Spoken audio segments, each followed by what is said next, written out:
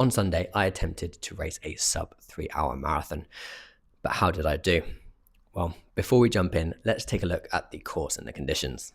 Berlin is known as one of the fastest marathons in the world. In fact, 8 out of the last 10 men's marathon world records have been set at the Berlin Marathon. It's super flat with less than 150 meters of elevation, and the nice wide roads means you can take a nice racing line around the corners as long as there aren't swarms of people around you, which normally means you just need to be a pro. But this year, the conditions were a little different. The race was 1 week earlier, and although average temperatures for this time of year are still around 15 degrees, it was set to peak at 27 degrees on the day.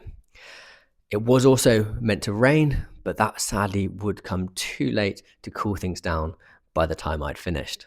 So I set off nice and early, made my way down to the events area and dropped my bag off. I met up with my friend Tom, who I was going to be starting the event with, and we slowly made our way towards the pen. With 20 minutes to go, we went to get into the starting pen, and there was basically no space left. I'm sure you've seen some of the videos. It was jam-packed. Now, with Berlin becoming such a popular race, they really need to overhaul this starting system. It's just not fit for purpose for the number of people they're letting race now. At 9:15, the pros set off, and 7 minutes later, after shuffling the mere 100 meters to the start line, I was on my way. The first few kilometers were chaotic. People who were setting off super optimistically were shooting through.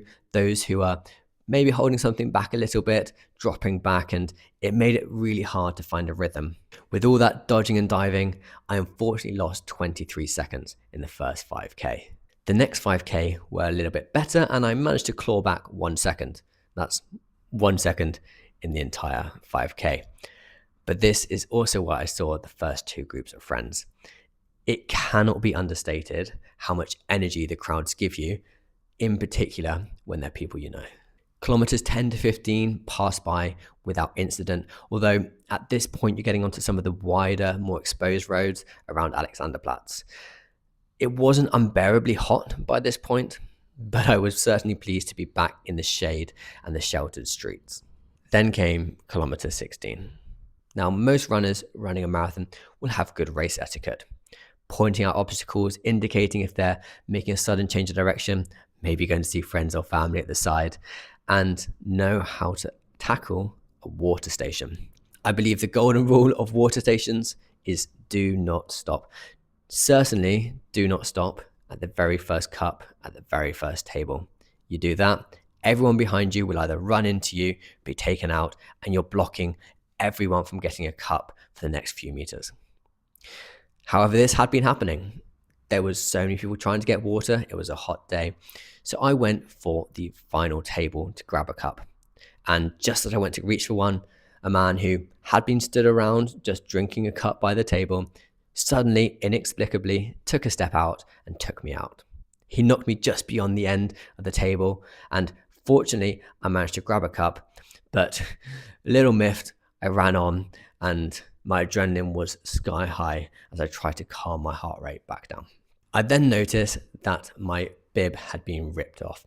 Only the top right pin, so I tried to reattach that, but in the process, I broke the pin, or the pin broke, so I had to take a pin out of the bottom of my bib to reattach it, make a new hole, and keep on going. I managed to do all of this while still running, and maybe fueled by the adrenaline, I ran kilometer 16 6 seconds too quickly. And then I felt a pain. A pain I knew well, but not a pain that I wanted to feel. The same pain in my left heel that I felt the first time I'd worn my race shoes. I looked down and my worst fears were confirmed. The back of my left foot was just covered in blood as it was slowly seeping through. It wasn't enough pain to make me stop, but I knew this wasn't going to be pretty. But this is where the supporters come in. Barely 100 meters further down the road, 3 of my run club members and friends who I didn't know were going to be there cheered me on, and it really helped me get back into the zone. Kilometers 15 to 20, I ran an almost perfect split, and by the half marathon mark, where I saw 2 more groups of friends, I was only 21 seconds down. That was something I knew I could claw back. 1 second per kilometre, as long as I kept calm and didn't let the heat get to me. 27 kilometres came and went. Now, what's the relevance of 27 kilometres? Well, that's where last time I ran the marathon, I had to stop and walk. I'll link the video about that up there. At 28 kilometres, I experienced something I've never experienced in a race before. I had a stitch. It wasn't so awful that I had to stop, but it pulled me out of the zone. And it started making my mind play games with me. Was I over-fueling? Was I under-fueling? Was I drinking too much or too little? I've been training with a gel every 8 kilometers, but maybe that wasn't quite right. The next 2 kilometers were a battle. And then exactly when I needed it, my friend Tom, who I'd lost contact with around the 10-kilometer mark, came back through. He was looking strong. And having him just with me for those 2 kilometers from 30 to 32 back into town was just what I needed to metaphorically pull me along.